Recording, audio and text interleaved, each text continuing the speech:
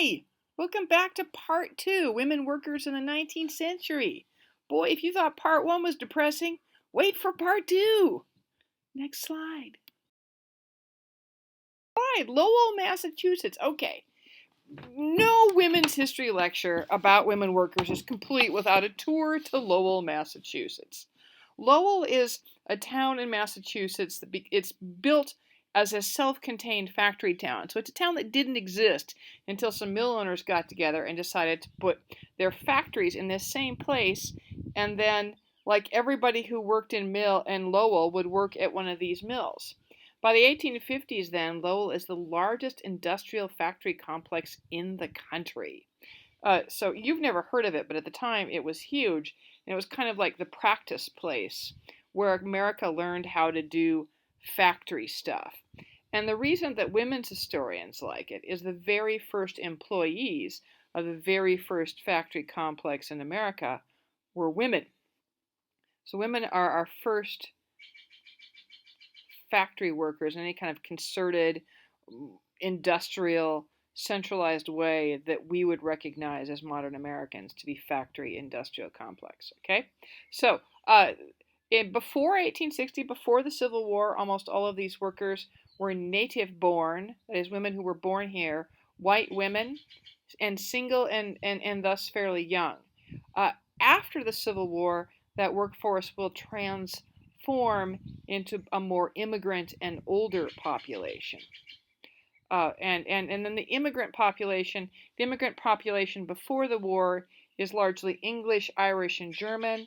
The immigrant population after the war is, as it says here, still lots of Irish, but then some Eastern Europeans, the Poles, the Greeks, Romanians, and a whole bunch of Russian Jews. So that's what will happen is the immigrant population will not only shift where it comes from, it'll shift then how it looks. Eastern Europeans looks less English white than Germans, the Irish, and the English. Not that I care, but Americans will care when it happens. Trust me. Next slide. Lowell mill girl wearing her mill girl outfit. That's actually two mill girls, but you'll see that they are young. The idea was that the mills here at Lowell, and there were a few companies. What they did is they advertised that this would be a really good place for the daughters of farmers to go work and make some money before they got married, and that this mill town would be a safe place to send your daughters. You have to think about what these mills have to do is they have to talk Americans into factory work being a thing that you should do. So early on, they set up these sort of model towns, and they have libraries, and they have lecture series so the girls can better themselves, and they all live in these big rooming houses with like a dorm mother, etc., etc. And the idea was these young women, sort of 14, 15, 18 years old, would go off to Lowell, and they would work at the factories for a few years, and they would save some money, and then they would go home and either contribute it to the family farm or use it for their own farm when they married. Well, not their farm, because it would have been their husband's farm, but you know what I mean. Anyway, next slide. Girl, LMG, was 15 to 30 years old. She was native born. That is, she was born here in America, so not immigrant girls. And from New England, because Lowell was in Massachusetts, so women didn't come from far, far away. By 1840, the Lowell complex employed 8,000 of these young native-born white girls. Most, like I said in the previous slide, most of these young women worked. They saw their work life as temporary. And I didn't say they often were paying for education. Lots of young women saved the money and then went off to another brand new thing, the women's college. So they worked temporarily to pay for college, or to fund their marriage, or to help out their families. And lest we get overly romantic about it, this work was factory work, and it was like all the other factory work, hard work, dangerous work, and low-waged work. Nonetheless, this very early factory work tended to be less awful than it would get by the late 1800s, in part because this Lowell complex that we could have started the lecture with, but I didn't want to. Um, um, this Lowell complex was trying to convince American workers that this was a place that you could work. So when they first set out to make these factory towns and these factories, it's a little less horrifying than it will become. And many Lowell mill girls experienced their work life in Lowell as empowering. That is, they went off to work and they found that they were away from their families for the first time, kind of like going off to college or something. And they learned that they could work hard, that they could make friends outside of their family, that they could save money, that they could then decide about their own lives.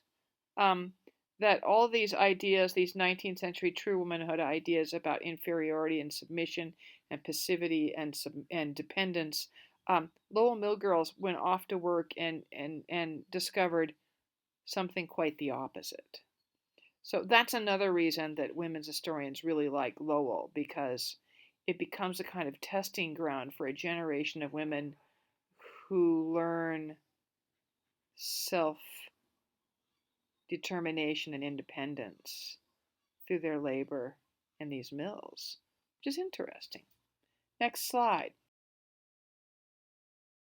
Factory town. And so the factory town would have, of course, the factories, but it also have these boarding houses.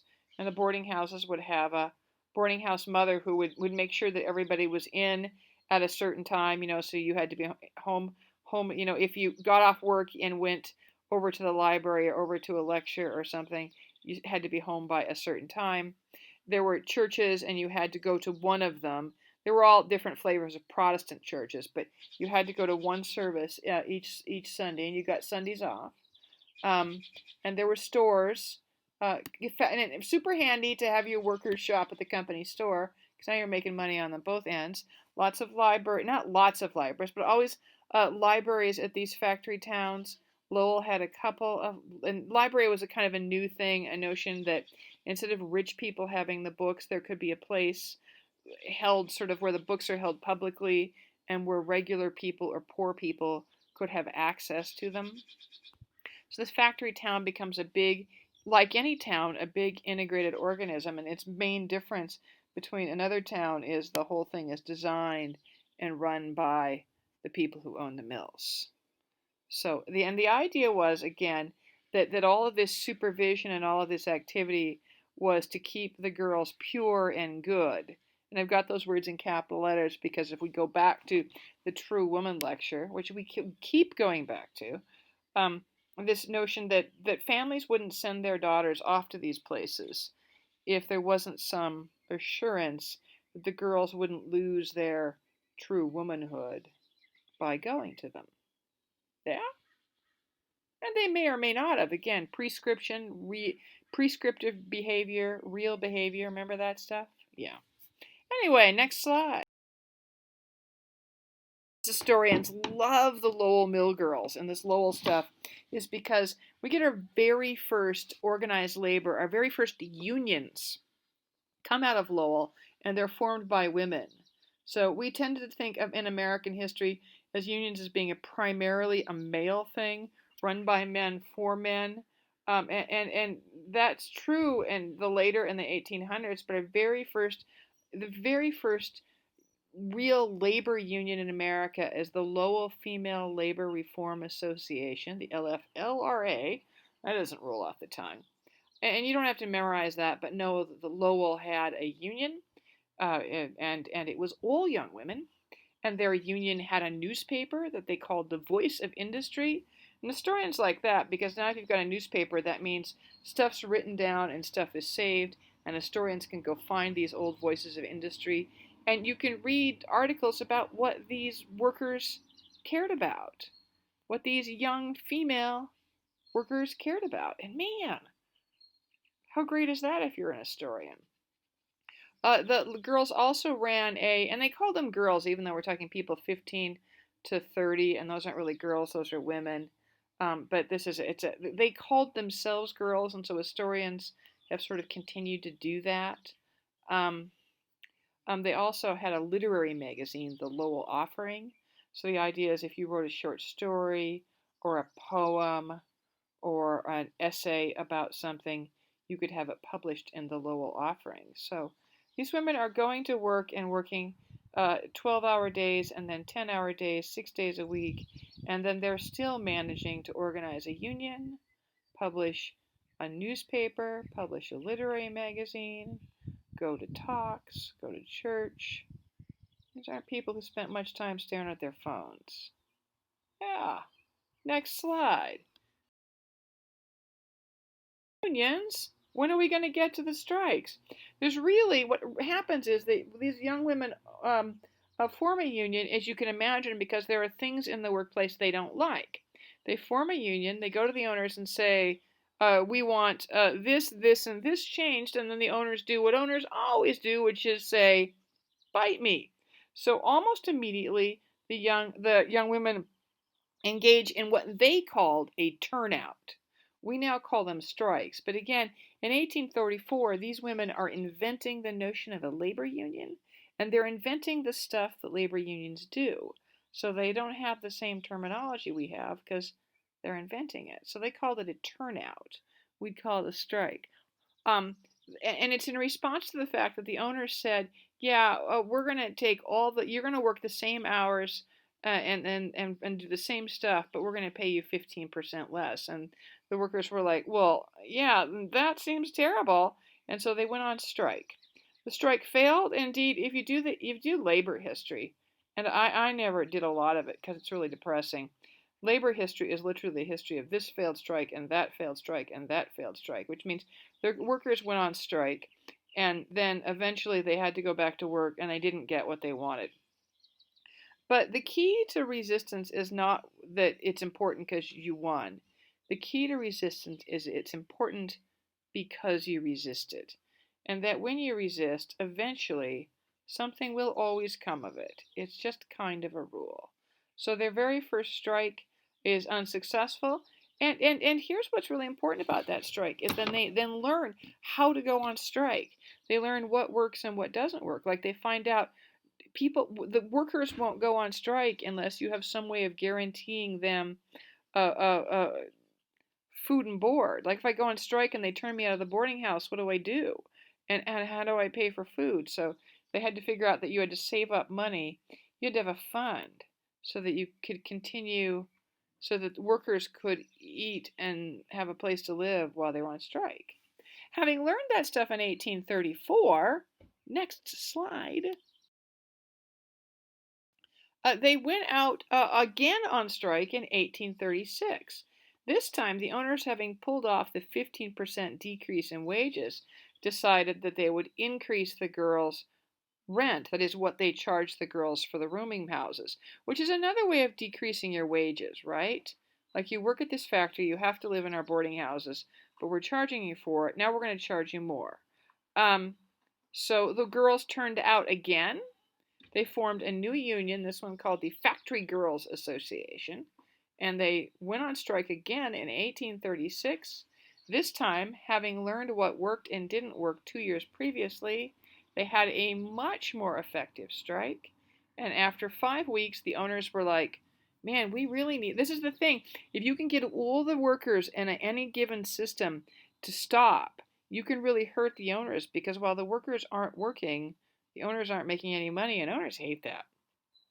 So after 5 weeks of successfully stopping work in the factory, the owners were like, "Oh, that's bad." They rescinded the rent hike, and the Factory Girls Association won the first strike. So second strike in America, successful. Girls. Cool. All right, next slide. For the good news, it's over. Now we're going to do something really hard. I'm going to tell you now, I don't have a lot of pictures for this because I'm trying to keep the files small on these things so I can get them uploaded and you can get them downloaded. But if you wanted to Google Triangle Shirtwaist Fire and then just click images, there's a lot of really astounding and depressing images of girls jumping out of windows, dead bodies on sidewalks, fire hoses not reaching the windows. There's a ton of images because this thing was huge in terms of publicity. There's a ton of images and you could go find those. And so at some juncture, if you want to stop this, I'd let me tell you some stuff about it so you can get a sense of how horrifying it is, and then stop it and go look at some of the pictures. That'd be cool. The Triangle Shirtwaist Fire is considered the most famous, or I think I use notorious because famous sounds good and notorious sounds bad. The most notorious workplace disaster in American history. I'm not saying it's the deadliest. It was for a long time the deadliest, but we've now had workplace disasters that killed more people than the Triangle Shirtwaist Fire. Nonetheless, it's still pretty bad. Want to know? Next slide. March 25th, 1911, the Triangle Shirtwaist Fire factory caught fire. They were on the factory, Triangle Factory, took up 3 floors of the Ash Building, floors 8, 9, and 10 of the Ash Building. The workers there, that was a shirtwaist. Oh, let me explain. A shirtwaist is like a blouse. That's what we call it. They called it a shirtwaist. And so the women who worked in this factory made blouses that you would then, there was a new innovation at the time. For a long time in American history, women wore dresses, so one piece. So what you get in the early 1900s is this really cool fashion innovation: the shirtwaist or blouse and the skirt as two separate things, right? And you could change them in and out, and you could change your shirt but wear the skirt for 2 more days, that sort of thing. So you had factories making, pumping out shirtwaists in huge demand, and the workers there worked 6 days a week, 10 hours a day, so 60 hours a week for 12 hours, $12 a week, which even in 1911 was really, really tiny wages. The owners would lock the women in to each floor each day, on the notion that if you locked them in, they wouldn't be taking unsupervised breaks. They'd stay at their desks and work. Most of the fire escapes on this building didn't were blocked or had already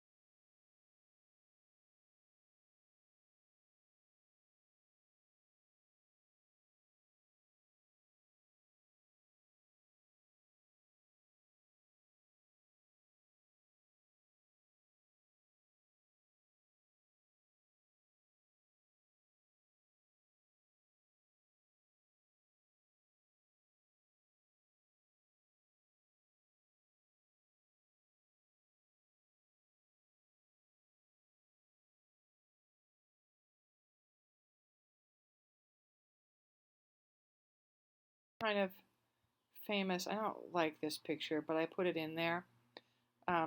What'll happen is that they couldn't get out. The fire spread up to the 9th floor and the 10th floor. They couldn't get down the stairs. The fire escapes collapsed. The women started jumping out the window, not because they thought they would live, because falling to their death seemed preferable to burning to death. So that's what you see there in that picture, is 2 New York policemen leaning over a pile of dead factory workers. who were immigrant women.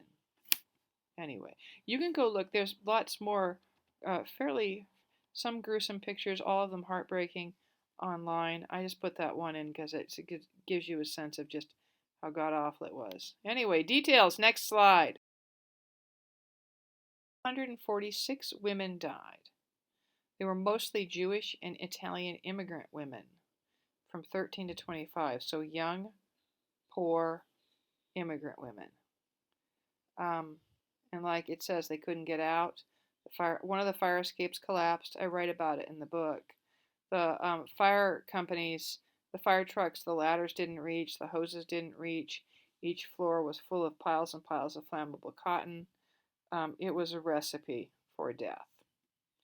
What happens is, in spite of the fact that it's just god-awful, is that because it was so god-awful, what you get after the Triangle Shirtwaist Fire, and particularly because it happens in New York, where lots of newspapers can then show up and do stories on it, so you can get national outrage. If it happened in this tiny town in Iowa, we'd have never heard of it probably. But we get a growth of unions for American women. The most famous is the International Ladies Garment Worker Union, the ILGWU. But there's a bunch of other unions that I'll talk about them in the book you're reading. And I don't need you to memorize a bunch of unions, but just suffice it to say that you get a real explosion of not only unions, but union membership for women, and a big drive to make that workplaces, not only should people work reasonable hours for reasonable wages, but, and this is one of the things unions have always been really concerned about, people should work in safe conditions. People shouldn't die at work. Right? Yeah. So,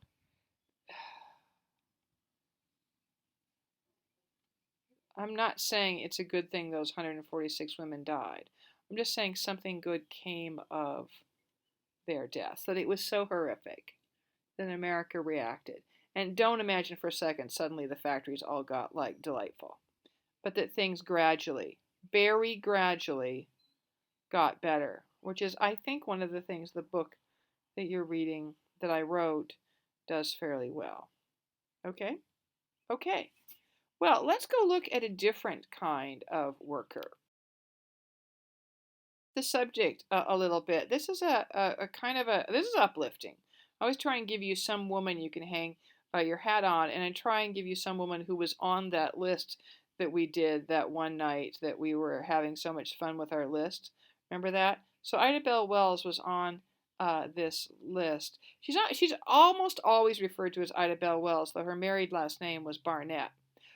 She was born in 1862. So she was born in the middle of the Civil War, a little tiny girl. She was a slave, but slavery was abolished in 1865 when the war was over. So she spent most of her life as a free person. When she was a very young woman, she was 16, her parents died in a yellow fever epidemic, and to support her siblings, because she was the oldest girl, she went off to work as a teacher. She didn't particularly care to be a teacher. I didn't like it at all.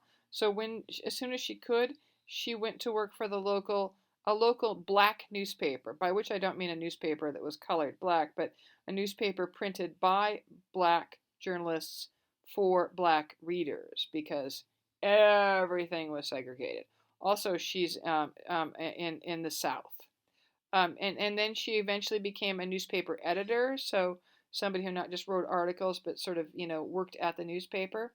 She would later in her life become a suffragist, that is a pro-women's rights activist. Indeed, I'm going to have you watch Iron-Jawed Angels, and there's a brief appearance by a black woman in the movie, I think meant to be Ida Bell Wells. She was also an anti-lynching activist, and that's the crux of our story tonight. That is, Ida Bell Wells, the most important thing she did in her life is she used her journalism talents to expose the lynching of black Americans for what it was. Racial crimes against black persons. Next slide. Ida Bell was working as a newspaper woman in Memphis, Tennessee, which is a southern border state. And in 1889, the local grocery store in Memphis was owned by white people, and the white guys that ran the store weren't very nice to their black customers. So black people in Memphis got together and started this kind of uh, uh, um, group grocery store. They called it the People's Grocery Store, and they ran it kind of as a cooperative. And as you might imagine, the white grocery store owners were like, that's totally not cool because now the black people weren't shopping at their store. So a white mob shows up at the People's Grocery Store and attacks it. And a bunch of the white guys have guns. And there's some shooting. Three white guys. The white guys were shooting. The black people were not. Many black people were injured, but more importantly for the white people, three white guys were injured. And so immediately the sheriff came to the store and arrested the guys who were the technical owners of the People's Grocery Store. The sheriff hauled these guys down to the jail. A mob broke into the jail, hauled these guys out, took them down to the railroad tracks, and shot them in the head. And then they did what lynch mobs always did in the South, which is they put out the word that they had lynched. And we often think of lynching as hanging, but lynching is any time you kill somebody outside of the law, often for racial reasons. Yeah. Okay, so they put out this story that they'd lynched these black guys, not because they had the temerity to run a grocery store for black people, but because the black guys were rapists. Now, this is the story they always put out because even in the South, most white people weren't going to be cool about white mobs killing black people just because they were, uppity or doing something white people didn't approve of. But everybody can get on board with the I killed that guy because he raped a white woman. So this is what we call the rape myth. And what happens is black communities knew that these stories of black men raping white women weren't true, and that these not only these two guys that were running the People's Grocery Store, but lynching victims across the country, these rape stories weren't true about them. So Ida Bell, she knew it wasn't true, and she was a journalist, and she was a particularly brave human being, and so she wrote about it in the local black newspaper. And her boss, who ran the paper, was like, "This is super dangerous, Ida. You shouldn't do this. When you tell the truth up to white people, they get angry, and then the next thing you know, you'll get lynched." And white mobs weren't above lynching black women either. She said, "I don't care. I'm going to do it because this is wrong what these people did." So she wrote the truth about that this mob had killed these guys because of the grocery store. There was no rape. She organized a boycott of the white grocery store and the other white businesses in town, and the whites in Memphis got so upset with her that they made some death threats against her, and she had to leave town and move to Chicago. Nonetheless, the story came out in Memphis that these black men weren't rapists. They'd been lynched for the grocery store thing. So she got the truth out. So then what happened? Let's go look at the next slide. She spends the rest of her life, she lived in Chicago, but she spent the rest of it, she'd hear about a lynching story in Texas, or she'd hear about a lynching story in Alabama, and she would get on the train and she would go there and she would investigate it. And then she would write the truth for the local newspaper, and then she'd get out of town again. And then in 1892, she published this really famous at the time book called Southern Horrors, Lynch Law and All Its Phases. And essentially, it was a book saying, listen, white Southerners are telling you Northerners that black people get lynched because they've done something horrifying like rape, but it's not true. They get lynched because they're black. They get lynched because white supremacy can. They get lynched for all sorts of reasons that have nothing to do with crimes committed by black bodies and have everything to do with crimes committed by white supremacists. So it's it is at the time, one of those books that like causes a big kerfuffle. And for many Americans, it was really galvanizing. And it's if you look at lynching statistics in America, really sort of the 1890s are kind of the peak for lynching. And after Ida Bell Wells spends her life on this and then publishes this book, lynching statistics start to go down. And we still sometimes do this stuff in America. But it's suggestive that this little girl who was born a slave and just decided to stand up to power and spend her whole life being brave, that one person really can change the world.